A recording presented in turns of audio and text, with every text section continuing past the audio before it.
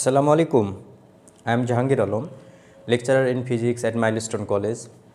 I welcome you all in my online class. First of all, thanks to Almighty that He has given me the ability to take this class, and still I am carrying on my regular activities. Dear student, I also hope all of you are well with your family by the mercy of Almighty and carrying on your regular studies, staying at home. Dear student, in our today's class, we are going to discuss some important knowledge based and comprehension based question from the very basic and important chapter of physics, right? I hope you got it. We are going to discuss from the chapter of motion and chapter of force. There are very important definition in these two chapters, so we are going to see some important knowledge based and comprehension based question. Okay, dear student, so let's start our class. Dear students, there are many important definitions in these two chapters. There is a chapter of motion and chapter of force. It is not possible to discuss all the important definitions in today's class, but we can see some of them, and these are periodic motion, instantaneous velocity, balanced force, friction, acceleration due to gravity, and gravitational constant, right? Dear student, if we see first definition, periodic motion, that is a motion which involves period, a certain period or time, right? So we can give the we can see the definition of periodic motion. Okay, dear student, so the definition of periodic motion can be expressed as if the motion of a particle is such that it passes a certain point of its parts from the same direction after a definite interval of time, then the motion is called periodic motion.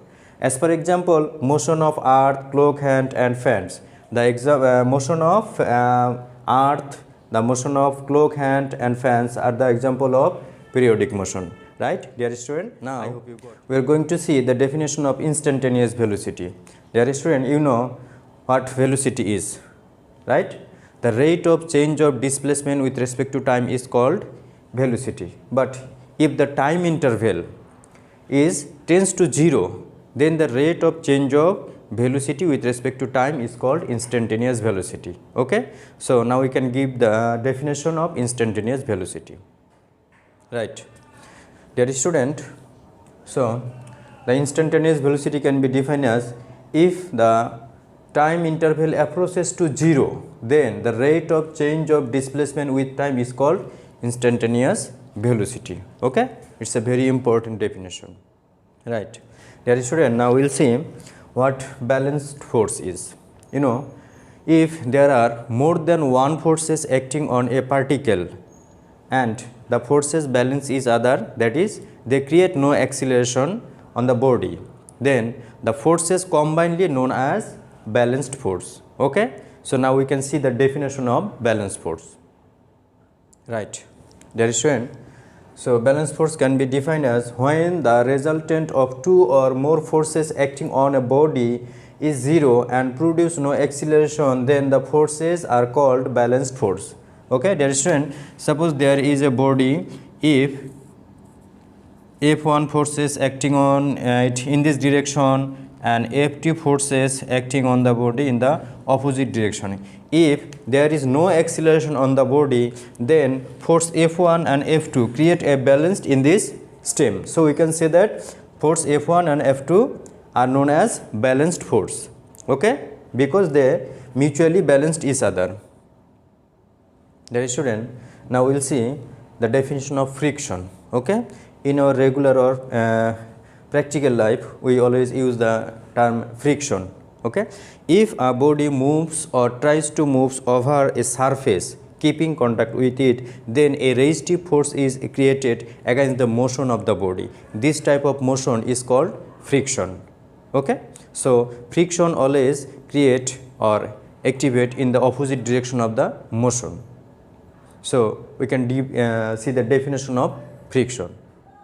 Okay, dear student, the definition of friction can be stated as when an object moves or tries to move on a surface, then a resistive force is developed between the contact surfaces is called friction. Dear student, suppose there is a plane an object is tries to move in this direction, right, then a resistive force will be developed in the between the contact plane, that is the contact plane of the body and the contact plane of the surface. The friction force will act in the opposite direction. So this is the direction of motion and this is the direction of friction force, right? I hope you got it. Okay, dear student, now we will see the definition of acceleration due to gravity. You know what acceleration is. Rate of change of velocity of a body is called acceleration.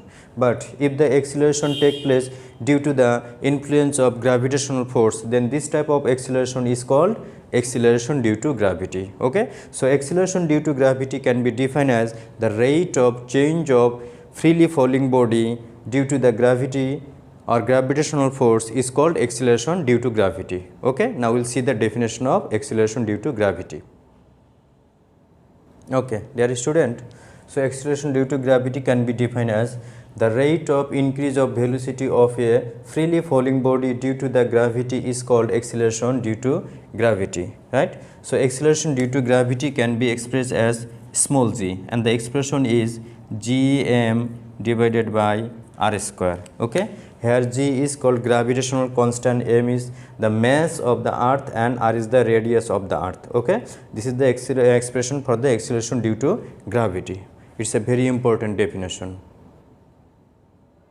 Okay, now we can see what gravitational constant is. Dear student, you know, according to Newton's gravitational law, we know gravitational force or gravitational attractive force between two body of the universe can be expressed as F is equal to G into m1 multiplied by m2 divided by d square, right? Here m1 and m2 are the masses of the body between which a gravitational force is acting, and d is the distance between the two body, and g is the gravitational constant, right? From the expression we can write that if m1 and m2 is equal to 1 kg and d is equal to 1 meter. So using the value m1 and m2 1 kg and d is equal to 1 meter, from the expression we can write that F is equal to g. So dear student, in a special case g will be equal to gravitational constant, that is when the mass of the two body is 1 kg and they are placed at a distance of 1 meter, then the attractive force or attractive gravitational force between the two body will be equal to the gravitational constant, right? So we can give the definition of gravitational constant, right? Dear student, so gravitational constant can be defined as, gravitational constant is defined as to be numerically equal to the force of attraction between two unit masses kept at a unit distance apart. Okay, so these are the important definition. So you need to practice this type of important definition from your textbook, and I hope this will be very helpful for your upcoming exam, right? Dear student, now we need to see some comprehension based question from these two chapters. Dear student, our first comprehension based question is momentum of a body is 20 kg meter per second. Explain, right? You need to understand what momentum is. You know, the product of mass of a moving body and its velocity is called momentum, right? So momentum of a body 20 kg meter per second means if a body of mass 1 kg moves with a velocity of 20 meter per second, then the product of 1 kg and 20 meter per second will be 20 kg meter per second, right? That is, if a body of mass 1 kg moves with a velocity of 20 meter per second, then the momentum of the body will be 20 kg meter per second. On the other hand, if a body of mass 2 kg moves with a velocity of 10 meter per second, then the momentum of the body will be 20 kg meter per second, right? Similarly, if a body of mass 5 kg moves with a velocity of 4 meter per second, then the momentum of the body will be 20 kg meter per second. Okay, dear student, you know, the product of mass and velocity of a body is called its momentum. So momentum can be expressed as, momentum is denoted by capital P, P is equal to mv, that is mass and velocity, product of mass and velocity. That is, the momentum of a body 20 kg meter per second means if a body of mass 1 kg moves with a velocity of 20 meter per second, then its momentum will be P is equal to 1 kg multiplied by 20 meter per second is equal to 20 kg meter per second, right? I hope you got it. Now we will see an important comprehension based question, and the question is, motion of earth is periodic but not vibratory. Explain.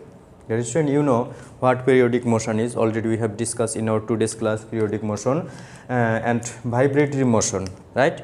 It's a special type of periodic motion if a particle moves or remain half of its period in a certain direction and remaining half of the period of time in the opposite direction, then this type of motion is called periodic motion. But you know, earth moves in an elliptical path around the sun in 24 hours in the same order. That is, the earth moves a particle or a point on its path after a regular interval of time, that is the 24 hour, in the same direction, and so the motion of earth around the sun is periodic, but it does not remain half of its period in a certain direction and remaining half of its period in the opposite direction. So the motion of earth is not vibratory, right? Okay, dear student, so we can write the answer of the question as, the earth moves around the sun in an elliptical path in 24 hours in a definite order. In the motion of the earth, it passes a definite point of its path from the same direction after every 24 hours. Again, the whole period of motion of the earth moves in the same order. So the motion of the earth is periodic, not vibratory, right? I hope you got it. Okay, dear student, here is another important comprehension based question. Write down the differences between vector and scalar quantities. You know what scalar quantity is and what vector quantity is. The quantity which require on magnitude to explain fully is known as scalar quantity, and the quantity which require magnitude and direction both to express fully are known as vector quantity, right? So now we can see some differences between vector quantity and scalar quantity. Okay, so the main differences of vector and scalar quantities are given here. In case of scalar quantity, it has only magnitude. In case of vector quantity, it has magnitude and direction. Addition, subtraction of scalar can be done by normal algebraic rules. Addition, subtraction of vector cannot be done by normal algebraic rules.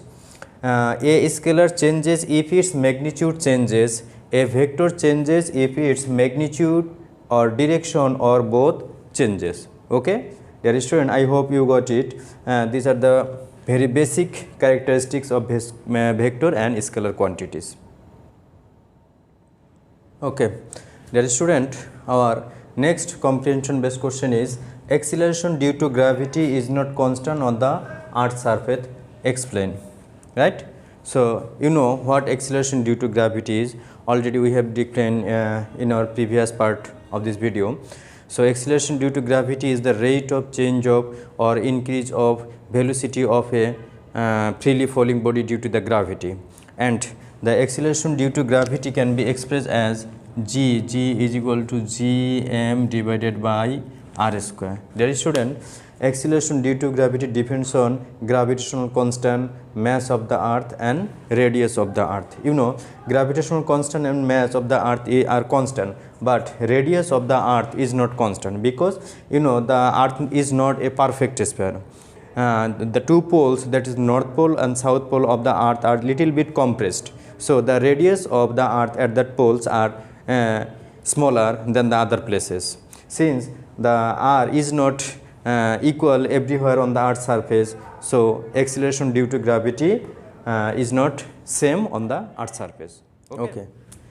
Dear student, so now we can write as, we know acceleration due to gravity at a place on the earth's surface is expressed as g is equal to gm by r square, where g is the gravitational constant, m is the mass of the earth and r is the radius of the earth. Since the earth is not a uniform sphere and r is not constant, so acceleration due to gravity is not constant on the earth surface. Okay, I hope you got it.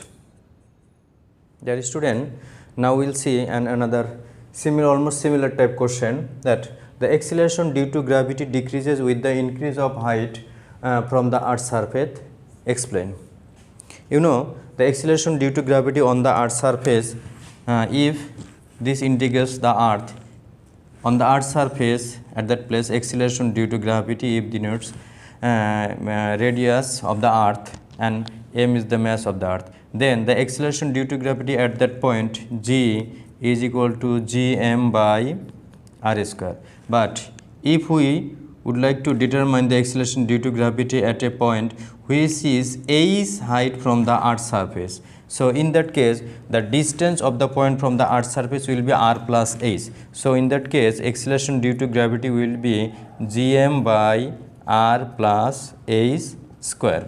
So dear student, so acceleration due to gravity depends on r plus h. If the value of r is increases, that is the denominator of the fraction is increases, then the value of g prime will be decreased. So from the expression we can say that acceleration due to gravity decreases with the increase of the value of h, that is with the increase of height from the earth's surface. Okay, dear student, so we can explain the question as, we know acceleration due to gravity at h height from the earth's surface can be expressed as g is equal to gm by r plus h whole square, where g is the gravitational constant, you know, m is the mass of the earth and r is the radius of the earth. So from this expression we can write, therefore g is proportional to 1 by r plus h whole square, right?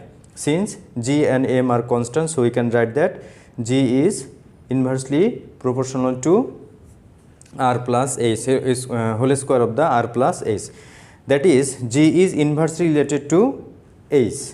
Okay, so we can say g decrease, that is acceleration due to gravity decrease with the increase of the value of h, that is the height from the earth's surface, right? Dear student, I hope you got it, but you need to practice this type of question for your upcoming exam.